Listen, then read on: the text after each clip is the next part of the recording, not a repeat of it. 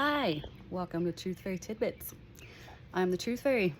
I'm sitting outside today because I am not going to do any reading. I'm going to do another little rant, I guess you could say. And also I didn't feel like putting on makeup, so I'm putting on sunglasses instead. Anyway, today's rant. If you haven't been here before, you don't know who I am, what I'm doing, I suggest you go back to the beginning of my videos and start from there. Yeah, just gonna go with this today. My quick little rant today is on the topic of these flock cameras and data centers. Okay. It seems a lot of people don't know what this stuff is being built for. There's still a ton of pushback against it, which is good. It has nothing to do with your internet speed, first of all. And as Kevin O'Leary just said, he claimed that it's expanding our electrical grid. So, if you don't know who Kevin O'Leary is, he's the billionaire Shark Tank guy. He's Canadian. He's building the biggest data center in Utah, and he's gotten a lot of pushback on it, which is good.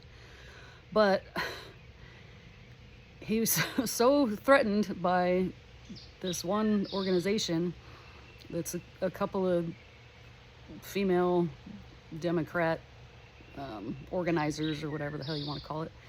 But he was so threatened by the pushback that he went on Fox News, and first of all, he had his goons track down their IP addresses and get their names, find out who the one specific individual was, went on live TV and said her name, and tried to claim that they must be Chinese operatives, because that's the only person that would push back against, like what he says, expanding the electrical grid.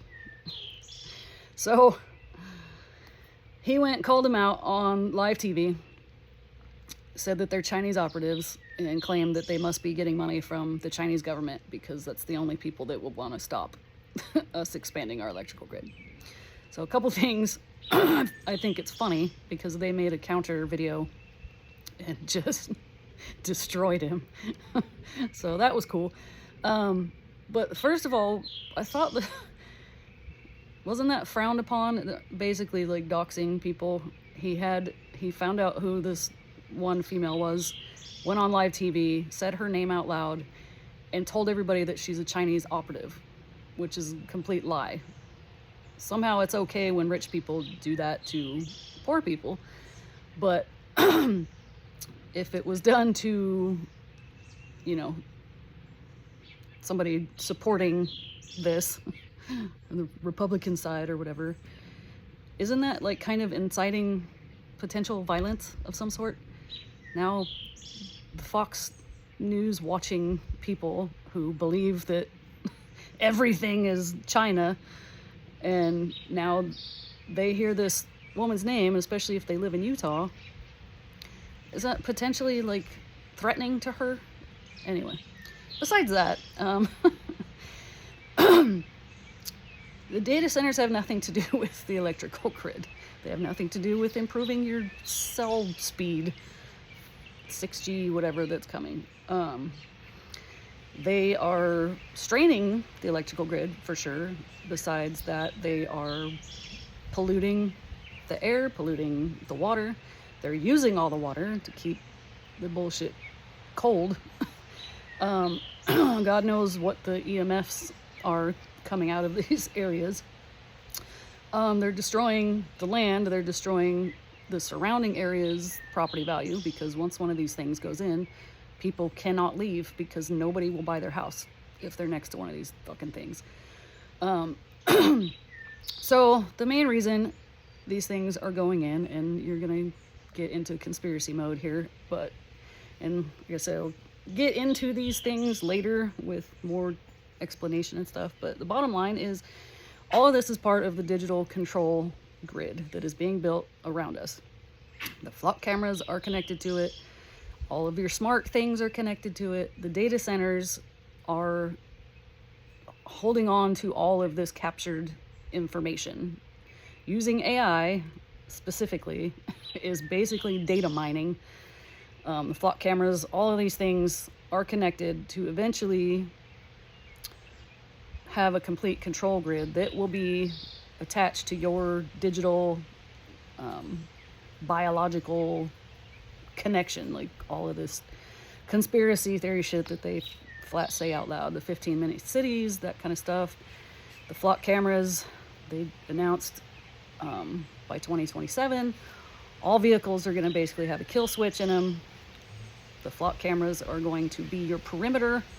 They'll be connected to your car. They'll be connected to your who knows what, your asshole sensor, all of your smart devices, all of these things, all part of the same agenda. This is why going to your council meetings and yelling at these people or begging them or claiming to vote them out is not going to change any of it, because politicians are just puppets. They are there to push the agenda through. Replacing them with a new one is not going to solve anything. So the point being, that's what all of that is for, okay? And we are rapidly approaching the time where force is going to have to be necessary, unfortunately. Because like I said, asking them to please don't do that is not going to change a fucking thing. So I am not advocating violence. I am advocating self-defense, because that's what it's going to be. We are not the aggressors. They are the aggressor. Violence literally means to violate somebody. That's what they are doing, and we have every right to defend ourselves by any means necessary. Period. The end. So I'm not advocating aggression and violence, because that's only if you're the aggressor and you're violating an innocent person, okay? I am advocating self-defense. Whatever that looks like, but it's not voting. It's not asking nicely. And men are going to need to stand the fuck up. You need to put down your video game, put down your beer, and man the fuck up. And now, another little tidbit of the agenda, the dumbing down and demasculinization of men for decades is also part of the agenda for this specific reason. Playing video games, watching cartoons, drinking beer all night, hey, nothing against drinking beer. Used to drink a lot of it. I drink a lot of wine now. Nothing against that, but as part of the agenda, going to football games, the bread and circuses of it all, and even starting decades ago with TV, movies, men have become the fumbling idiots, and women are always the ones that are stepping up in sitcoms, movies, all of it. There's only two roles for a man in a movie now. You're either the bumbling idiot or you're the aggressor. And either way, you're painted as the bad guy. You're the dumb guy or you're the bad guy. I guess superhero movies are, I don't know.